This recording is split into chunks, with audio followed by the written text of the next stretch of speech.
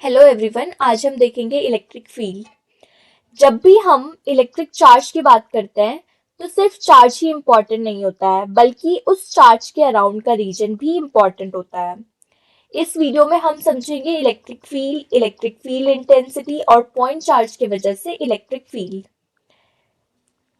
The space surrounding a charge body is associated with a field, or the modified region or space around a charge in which electrostatic force can be experienced is called electric field. Due to field, an interaction arises between two charges. एक charge body अपने around space को modify कर देती है। इस modified space में अगर कोई दूसरा चार्ज रखा जाए तो उस पर इलेक्ट्रोस्टैटिक फोर्स एक्ट करती है। सिंपली बोले तो दो चार्जेस के बीच इंटरेक्शन फील्ड के थ्रू होता है। नेक्स्ट हम देखेंगे electric field intensity. Electric field को मेजर करने के लिए हम यूज करते हैं इलेक्ट्रिक फील्ड इंटेंसिटी। इसकी डेफिनेशन है, it is defined as the force experience per unit positive test charge placed at that point without disturbing the source charge. इसका फॉर्मूला है E is equal to F by q naught, जहाँ पे जो E है वो electric field intensity है और q naught test charge है। F है force experience by test charge Q not.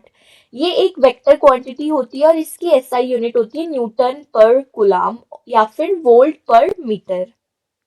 अब क्वेश्चन ये आता है कि टेस्ट चार्ज हमेशा पॉइंट चार्ज क्यों लेते हैं और पॉजिटिव क्यों लेते हैं। It is taken to be a point charge so that its dimensions are small and its magnitude is small enough so that it does not create its own strong field and interact with the field to be tested. It is taken as positive because of convention. Positive charge has field in outward direction. Test charge का size बहुत छोटा होता है ताकि वो field को disturb ना करें। पॉजिटिव चार्ज कन्वेंशन के लिए लिया जाता है और पॉजिटिव चार्ज के लिए इलेक्ट्रिक फील्ड की डायरेक्शन आउटवर्ड होती है। नेक्स्ट हम देखेंगे electric field intensity due two point charge. मान लीजिए एक चार्ज Q है और उससे R डिस्टेंस पर एक पॉइंट है P जहां पे हमने अपना टेस्ट चार्ज रखा है Q नॉट। तो फोर्स ऑन Q नॉट क्या हो जाएगा कूलम लॉ से, K Q not upon R square into R cap, जहां R कैप एक यूनिट वेक्टर है जो डायरेक्शन को बताता है।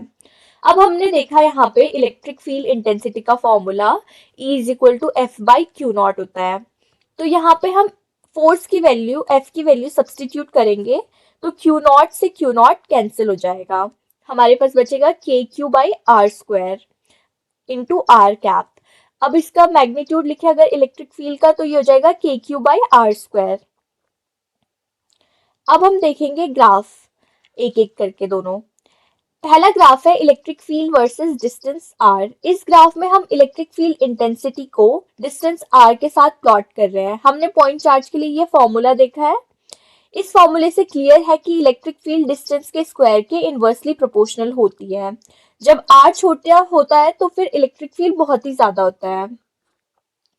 ग्राफ एक स्मूथ कर्व होता है, स्ट्रेट लाइन नहीं होता है। इसका मतलब ये है कि चार्ज के पास फील्ड स्ट्रॉन्ग होती है और दूर जाने पर वीक हो जाती है। इंपॉर्टेंट ऑब्जर्वेशन ये है कि ग्राफ कभी r एक्सिस को टच नहीं करता क्योंकि r जीरो होने पर इलेक्ट्रिक फील्ड इनफाइनाइट हो जाती है, जो कि फिजिकली पॉसिबल नहीं है। अब सेकेंड ग्राफ में हम E को 1/r स्क्वायर के अगेंस्ट प्लॉट कर रहे हैं। तो जो E है वो डायरेक्टली प्रोपोर्शनल होता है 1/r स्क्वायर के। यहाँ ग्राफ स्ट्रेट लाइन आता है। स्ट्रेट लाइन का मतलब है डायरेक्ट प्रोपोर्शनैलिटी। स्लोप का वैल्यू होता है KQ। अगर चार्ज ज्यादा हो तो स्लोप ज्यादा स्टीप होगा और अगर चार्ज कम हो तो स्लोप कम स्टीप होगा। तो इसी के साथ हमारा आज का टॉपिक खत्म होता है। नेक्स्ट वीडियो में हम देखेंगे इलेक्ट्रिक फील्ड लाइंस और उनकी प्रॉपर्टीज। अगर वीडियो हेल्पफुल लगी हो तो लाइक और सब्सक्राइब जरूर करें। Thank you.